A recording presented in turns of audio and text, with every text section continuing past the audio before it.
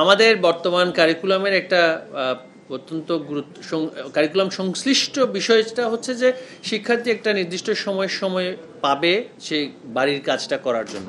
তো সেই ক্ষেত্রে সেটা বিবেচনায় নিয়ে কিন্তু শনিবার বন্ধ রাখা হয়েছিল। আরও অনেক বিষয় ছিল। তো সেটা যেহেতু আমরা প্রায় 9 দিন 9টি কর্মদিবস আমরা পাইনি, তো সুতরাং আমরা সেটা চেষ্টা করছি শনিবার আপাতত সেটা একটা ব্যবস্থা করে সেই কর্মদিবসগুলো আমরা যেন পাই।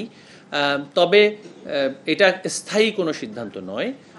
তবে আমরা এনসিটিভির সাথে আলোচনা করছি, আমাদের ডিরেক্টরেট অফিসগুলোর সাথেও আলোচনা হচ্ছে যে আমরা তো অবশ্যই চাই যে শিক্ষকদেরও তো একটা সময় সেটা বিশ্রামের প্রয়োজন আছে এবং শিক্ষার্থীদেরও বিশ্রামের প্রয়োজন আছে, এবং শিক্ষার্থীদের ক্ষেত্রে তারা বাড়ির কাজ যথাযথভাবে করছে কিনা, সেটার জন্য সময় পাচ্ছে কিনা, সেটাও খুব দেখার প্রয়োজন আছে।